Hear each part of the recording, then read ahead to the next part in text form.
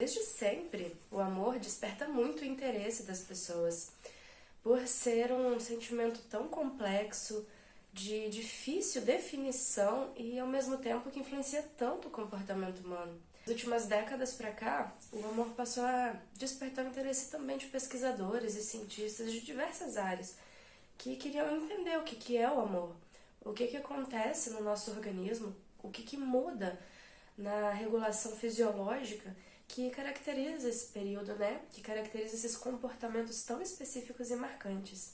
É importante a gente entender que todos os sentimentos, eles desempenham uma função. Como o medo tem a função de nos proteger e de evitar que nos coloquemos em algumas situações de risco, a alegria tem a função de reforçar um comportamento e de nos dar um estímulo prazeroso para que aquele comportamento continue acontecendo. E da mesma forma, a raiva, o nojo, a angústia, todos os sentimentos, por mais complexos que sejam, eles têm uma função. E a função, como de todos os comportamentos que temos, é geralmente de evitar uma dor e evitar que nos coloquemos em alguma situação de risco, ou de gerar algum estímulo prazeroso e que nos faça querer repetir aquele comportamento. Nesse sentido, o amor, ele tem uma função. E numa perspectiva evolutiva, ele parece ter evoluído de um comportamento chamado de corte, que vários animais de várias espécies apresentam em épocas reprodutivas, em que todos os comportamentos que esses animais apresentam está totalmente direcionado à conquista do parceiro. E da mesma forma que o comportamento de corte altera o comportamento de alguns animais, alguns comportamentos durante o amor são alterados de forma similar nos seres humanos, como o aumento energético, a atenção focada ao parceiro, motivação para agir e até uma certa coragem para assumir alguns riscos.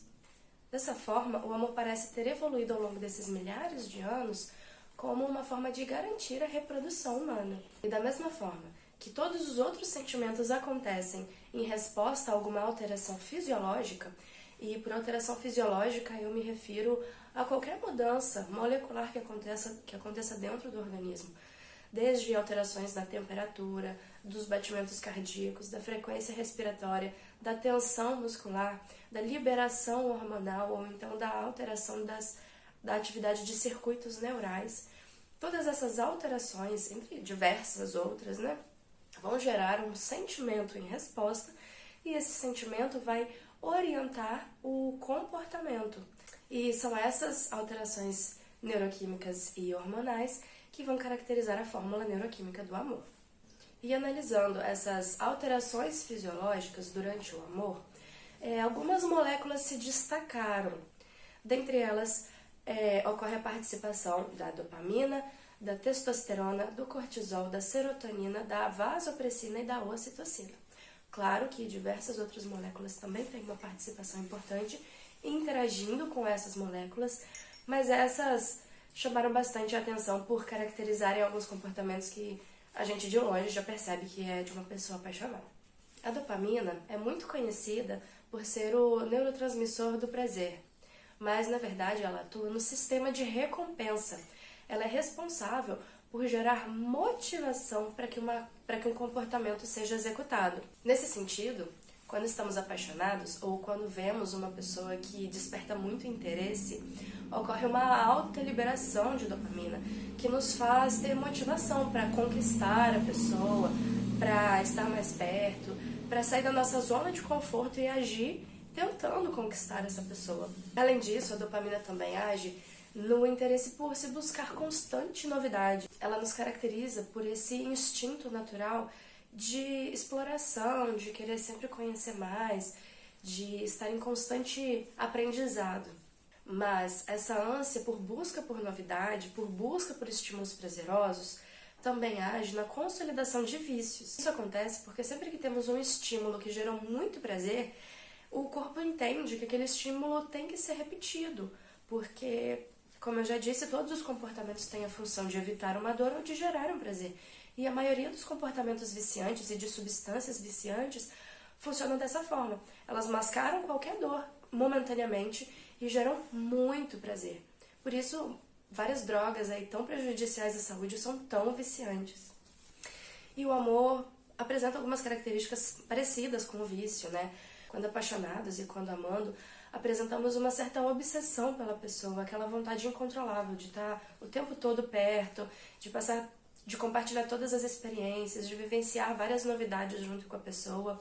E nesse sentido, qualquer mensagem, qualquer sinal de afeto já faz com que os esforços feitos para conquistar a pessoa sejam muito recompensadores. E é aí que a dopamina atua, fazendo do amor uma experiência extremamente recompensadora. Outra molécula muito interessante que atua fortemente durante os estágios da paixão é a testosterona. Bem sabemos que a testosterona é diretamente relacionada à libido e que ela gera esse impulso que, diferente de outros animais, não esperamos só o nosso momento reprodutivo para se interessar por algum parceiro. Estamos constantemente interessados em ter alguém por perto, em flertar, em conhecer pessoas novas. E a testosterona age fortemente nesse comportamento de buscar por possíveis parceiros em potencial. E os níveis basais de testosterona, inicialmente, são maiores em homens e menores em mulheres. Mas essa é uma tendência, já que os níveis de testosterona vão variar muito conforme os hábitos de vida que a pessoa apresenta.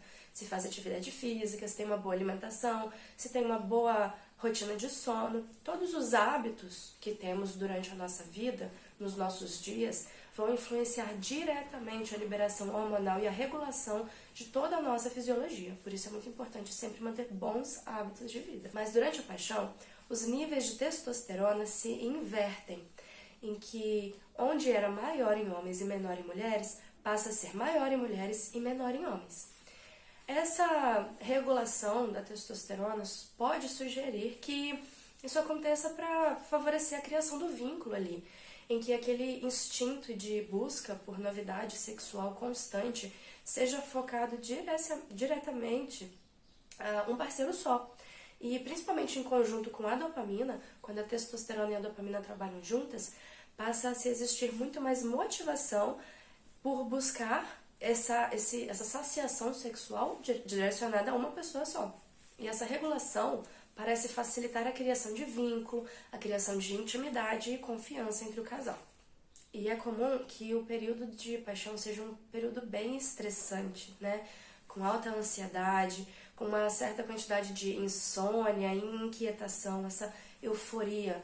E isso acontece pela ação do cortisol. E esse hormônio atua de uma forma extremamente adaptativa. Ele garantiu a nossa sobrevivência ao longo de milhares de anos por preparar o nosso organismo para o chamado estado de luta ou fuga, em que, diante de um risco em potencial, o aumento do cortisol promove o aumento dos batimentos cardíacos, a disponibilidade energética, o aumento da contração muscular, da frequência respiratória e gera esse estado mais reativo, em que o córtex pré-frontal ele é um pouco inibido e as regiões relacionadas com a resposta emocional se acionam, principalmente a amígdala, que ela faz a manutenção do medo.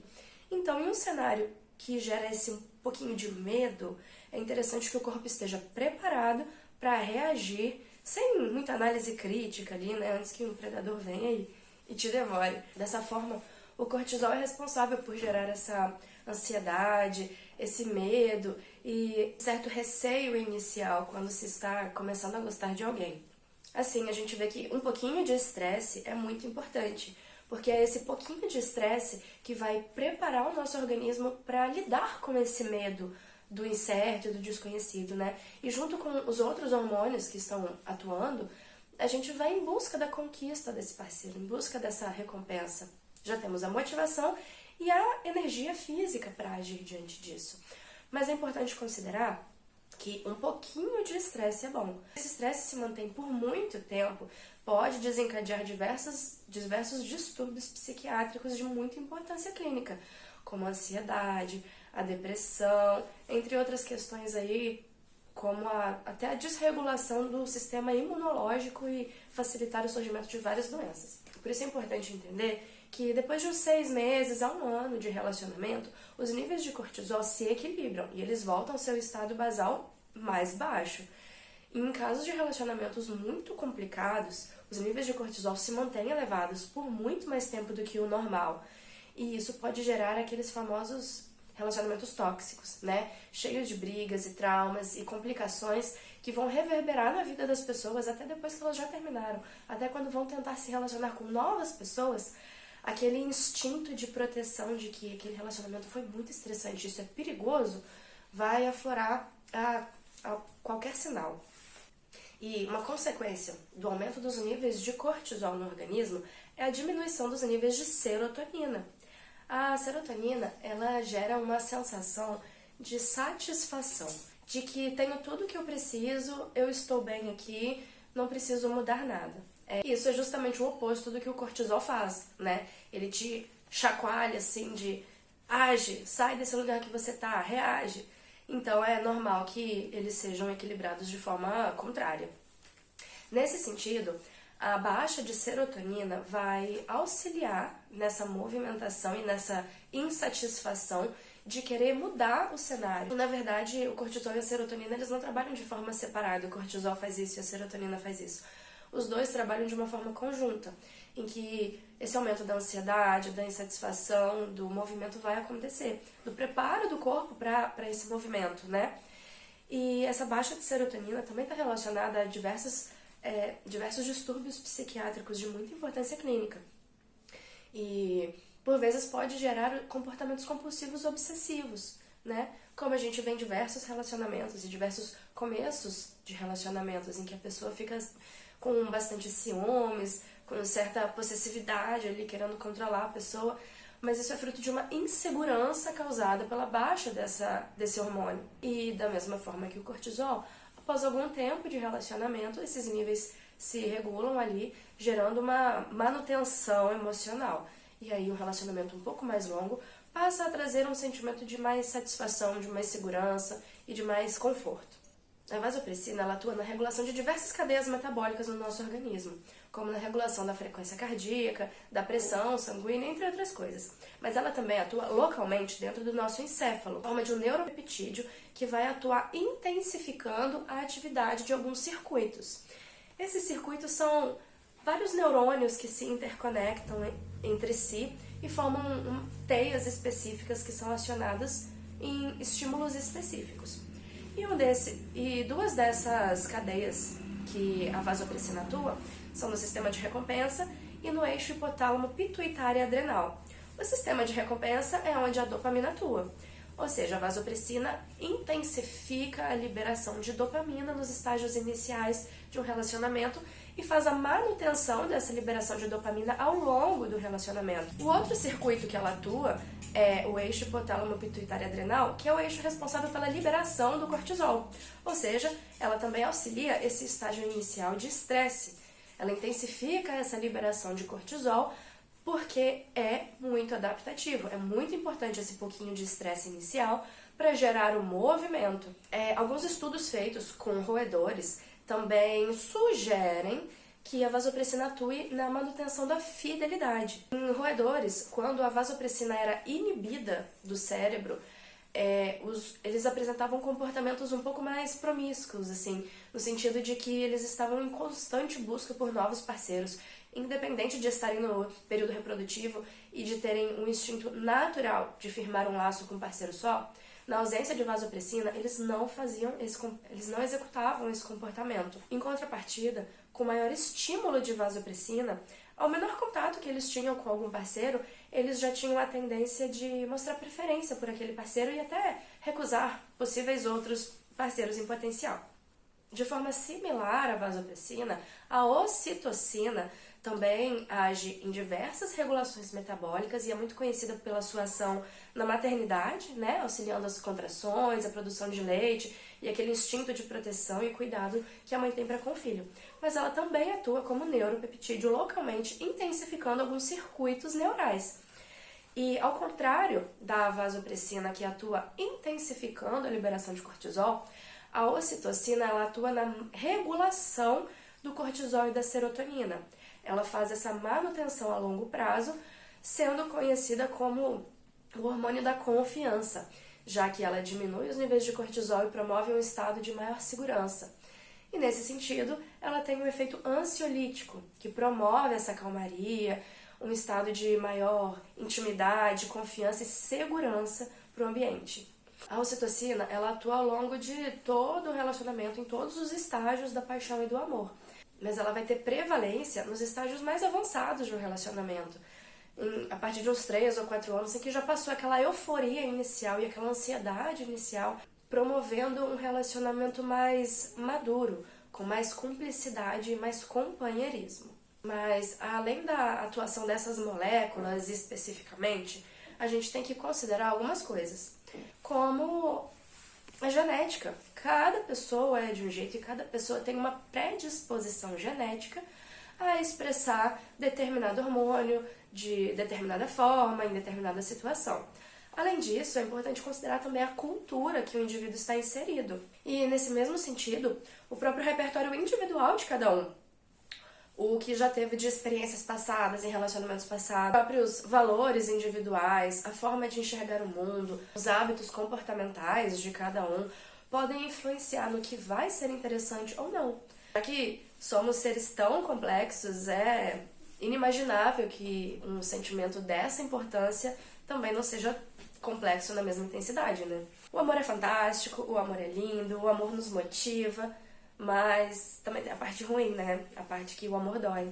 O motivo pelo qual um namoro, um relacionamento terminou pode influenciar muito em como a pessoa vai lidar com esse término. Um relacionamento que era muito ruim e a pessoa já estava louca pra sair desse relacionamento pode gerar uma sensação de alívio, de finalmente. E isso pode gerar uma cascata fisiológica muito prazerosa, mas não é o mais comum de se ver, né? É muito mais comum que os relacionamentos terminem e ocorra uma negação, ocorra uma renúncia, ocorra raiva, ocorra muita tristeza. E isso acontece porque o sistema de recompensa, ele ainda está ativo. Mesmo em relacionamentos ruins, o amor é recompensador.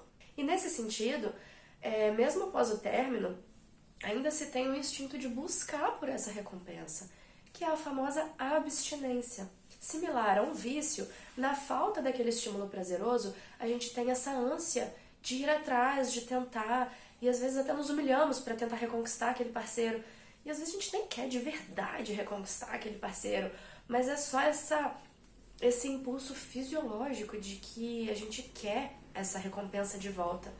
E daí surgem as recaídas, né? Por vezes a gente se arrepende da famosa recaída, mas está quase que fora do nosso controle. Porque nesse momento, novamente, os níveis de cortisol aumentam. É um cenário incerto, é um cenário que gera medo, é um cenário que a gente não consegue ter perspectiva do que vai acontecer na minha vida agora sem essa pessoa. E os níveis de cortisol aumentam, gerando novamente aquela ansiedade, aquela aflição, aquele desespero, e desligam o nosso córtex pré-frontal, que é a área que vai ter uma análise mais crítica, um pensamento racional, que vai tomar as decisões difíceis, e a gente volta a ser levado pelas emoções, pelo instinto de medo. E nesse sentido a gente fica muito impulsivo, manda mensagem, vai atrás, se humilha e tenta reconquistar a pessoa. Mas até em cenários que a pessoa tem muita maturidade racional e que não cede a esses impulsos de recaída, ocorre ali aquele sentimento de leve depressão. O astral fica mais baixo, a pessoa fica um pouquinho mais introspectiva. E esse estado de leve depressão, de luto pós-término, ele é muito adaptativo. Ele nos coloca nesse estado mais introspectivo, em que a gente tem a possibilidade de aprender com essa situação. Aprendizado não é só o que a gente lê nos livros ou aprende nas aulas. Aprendizado é tudo. Todos os comportamentos que a gente executa, todas as lembranças que a gente tem, absolutamente tudo é aprendível. E nesse sentido, qualquer memória se consolida muito mais fortemente se ela tem um emocional envolvido, se ela tem um estímulo emocional envolvido. E principalmente se for um emocional de cunho negativo. Porque é um instinto de sobrevivência, né? Não é interessante que a gente fique repetindo coisas que nos causam dor, seja dor física ou dor emocional. Não é funcional, pode nos colocar em risco. E nesse sentido, esse estágio de maior introspecção nos permite aprender com a situação, fazendo com que evitemos futuramente de repetir esses comportamentos e essas situações que nos levaram ao lugar que estamos ali, nessa dor. Dessa forma, vemos, né, como o amor é um sentimento de fato complexo. Entender como que o nosso corpo funciona é uma excelente ferramenta para que a gente saiba lidar com essas situações mais complicadas que a gente passa, além de aumentar a nossa empatia pelos outros seres humanos, já que no fim das contas a gente só é refém da nossa fisiologia. Se vocês gostam desse tipo de conteúdo, não se esqueçam de se inscrever aqui e me seguir nas redes sociais. Um beijo e até a próxima!